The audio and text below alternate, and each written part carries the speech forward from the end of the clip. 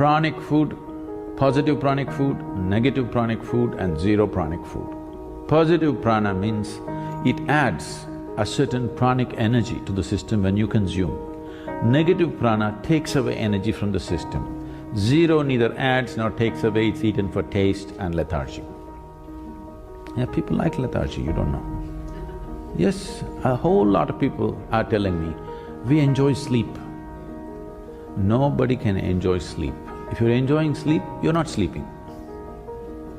So, you may enjoy restfulness, you may enjoy the after effect of good sleep, that's different. You enjoy restfulness, you cannot enjoy sleep, you fix this in your head. Yes or no? Restfulness must for a human being, because rest is the basis of all activity. If there is no restfulness in you, you are not capable of dynamic activity. Yes or no?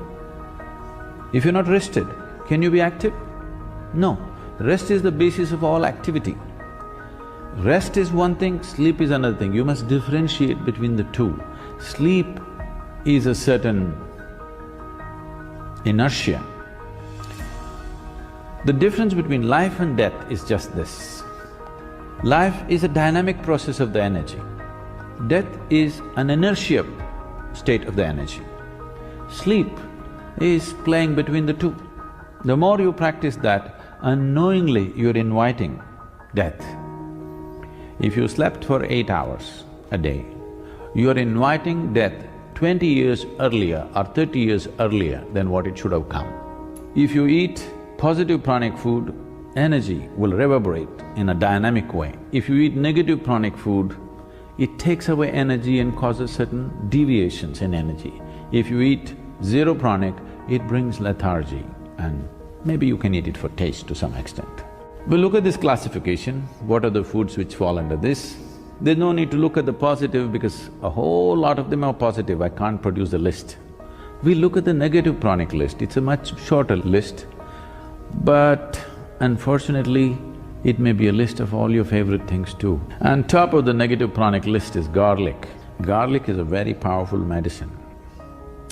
But it's one thing to consume something as a medicine and it's an entirely different thing to consume it as a daily food substance.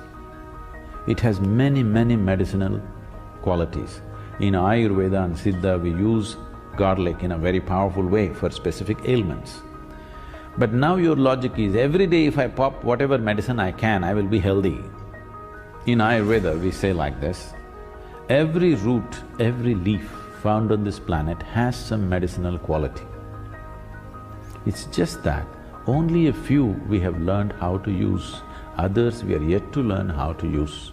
Otherwise, every one of them has some medicinal quality if we are willing to pay attention and learn how to use them.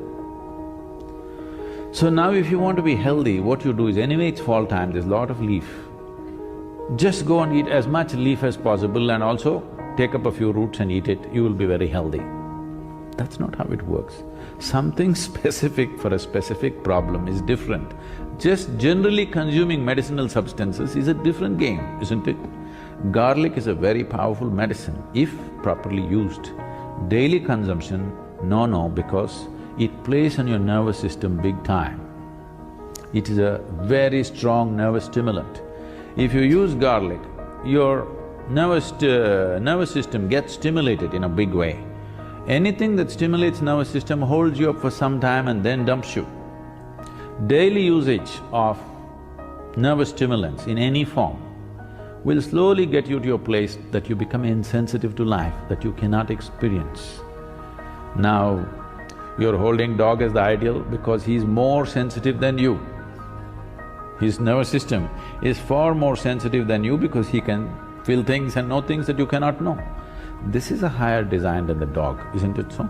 Garlic, onion, asafoetida, green chilies.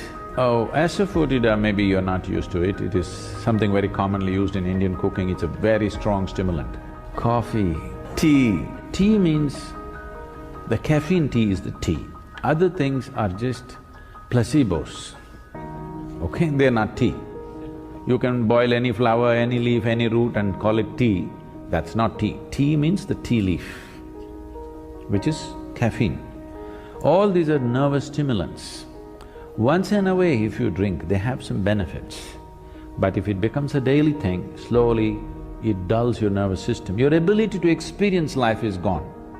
We are looking at this dimension of the food mainly in terms of your sensitivity to life.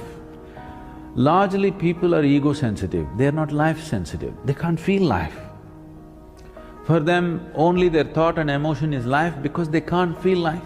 If you walk out into the forest, you can't feel the tree, that's why you call it a wood. You can't feel the creatures around you, simply because the sensitivity is gone in so many ways. One thing is just the modern life, this television, this traffic, these constant reverberations. One thing I find when I come here is, one thing that makes me get out of buildings in this country is, always something is buzzing, you know, boom, something is going. It has a very bad effect on the human system. See, we are also a kind of reverberation. There must be space to allow our reverberations to grow and spread.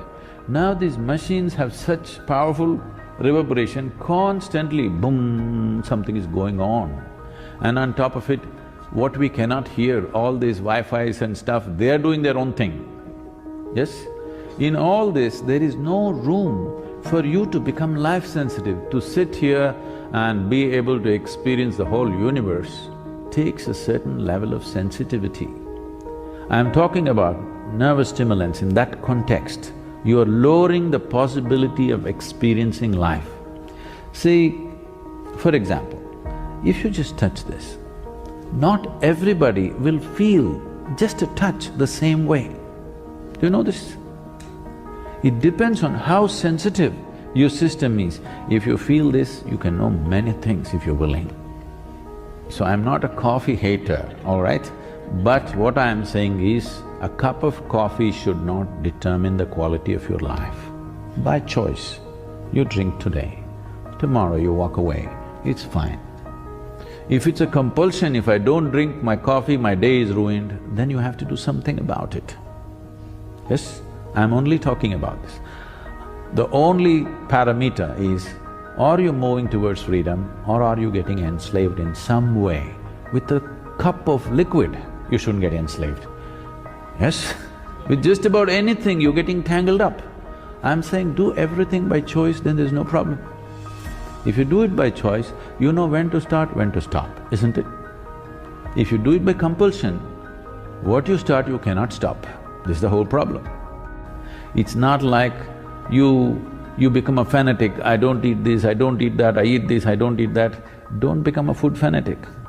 It's just that eat by choice. Every meal must be by choice, not that you've decided this is what you will eat and this is what you will not eat. Don't make food into religion, it is not. It is a choice, and the choice should be according to the needs of the body, not according to social needs, not according to cultural needs, according to the needs of this body, isn't it?